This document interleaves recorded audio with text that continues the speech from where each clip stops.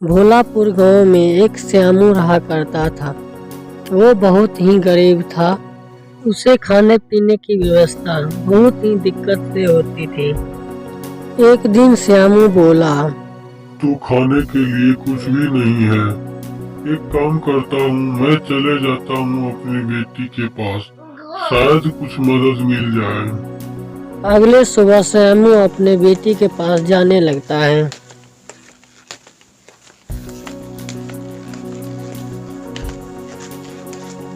घर पहुंचते ही श्यामू का बेटी दौड़ते हुए आई और बोली, बैठ जाइए ना बाबूजी, सब कुछ ठीक तो है ना? अचानक से आ गए, ना कोई फोन ना कोई खबर। हाँ बेटी, सब कुछ तो ठीक है। अचानक से तेरी याद आ रही थी तो तुझे देखने के लिए आ गए। ऐसे ही बात करते करते रात हो जाती है। फिर श्यामू वहाँ पर सो जाता है।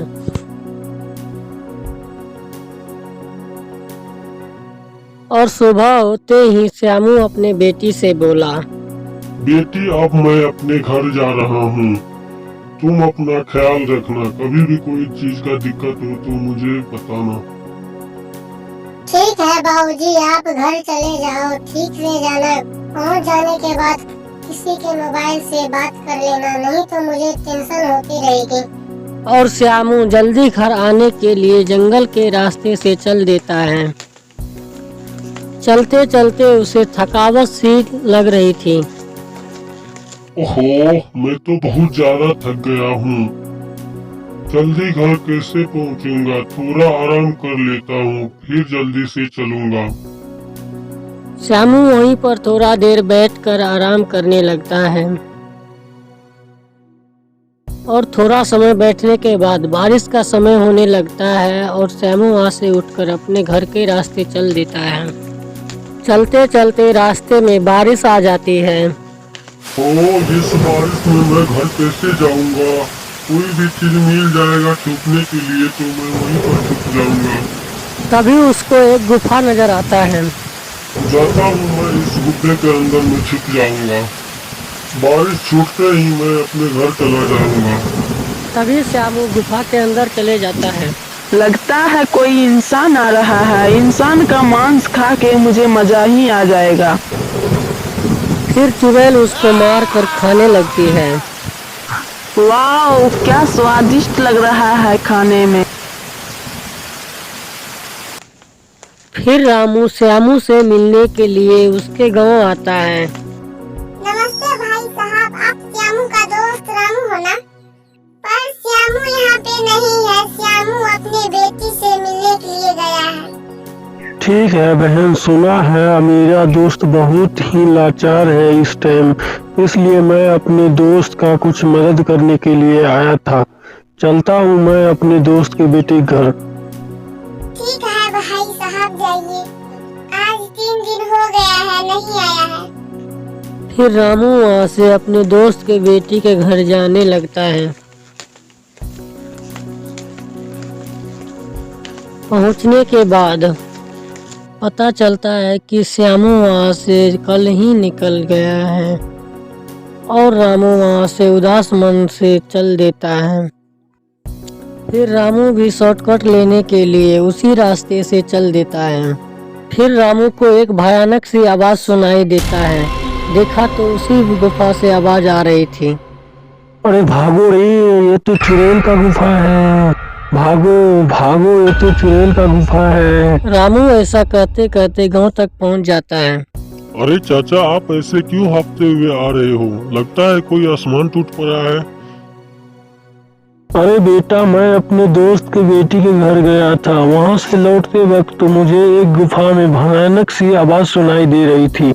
मुझे लगता है कि मेरा दोस्त उसी गुफा में फंस गया है। मेरी बात मानो तो तुम सब भी मेरे साथ चलकर मेरे दोस्त को बचाने में मदद करो।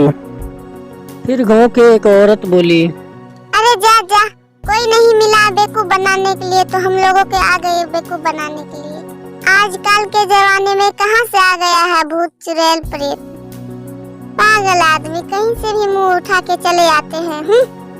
वहीं खड़ी एक बूढ़ी बोली, अरे नहीं नहीं, ये बुजुर्ग आदमी है, इसका बात मान लेना चाहिए। मेरी बात मानो चलो तो कोई तांत्रिक को ले जाकर दिखा लेते हैं, क्या सच में वहाँ पे भूत है कि नहीं। इसका दोस्त को आज 4 दिन हो गया है, अभी तक नहीं लौट के आया है। फिर वहीं पे खड़ा हुआ एक जवान लड़का बोला,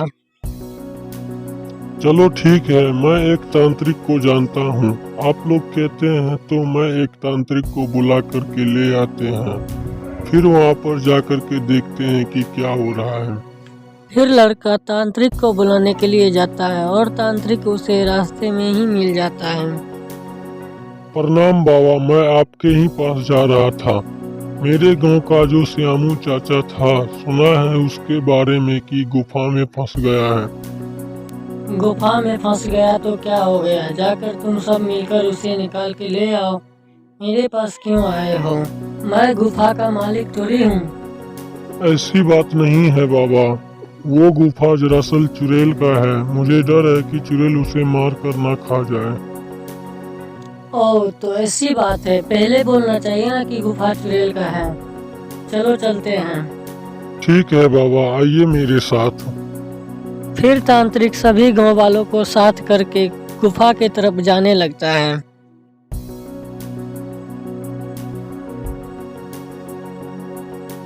गुफा तक पहुंचने के बाद, सुनो गांव वालों, तुम सब यहीं पे रुको, मैं गुफा के अंदर जा रहा हूँ, क्योंकि हो सकता है चुड़ैल मुझे छोड़कर तुम सब पे वार कर दे, इसलिए तुम सब यहीं पे रुको।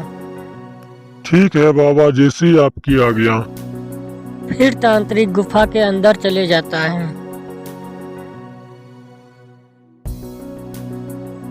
दुष्ट चुड़ैल, तो तू रहती है इस गुफा में। कहाँ है वो गांव का श्यामू जो बारिश से बचने के लिए इस गुफा में आया था? तो तुम उसे बचाने के लिए आया है? मैं तो उसको कब का खा चुकी हूँ। मैं तो तुम जैसे पंडित जी को मैं भुजिया बना के खाई हूँ। तुम कौन सी खेत की मूली हो? लगता है अब तुमसे हमको युद्ध करना ही होगा, तब जाके तुम मानेगी। फिर चुड़ैल बोली, ठीक है, मैं भी किसी से कम नहीं हूँ। करो युद्ध, पर मेरा एक शर्त है। जब तू हारेगा तो मैं तुम्हें खा जाऊंगी, जब मैं हारूंगी तो मैं तेरे साथ आराम से चली जाऊंगी। फिर दोनों में भयंकर युद्ध होने लगता है।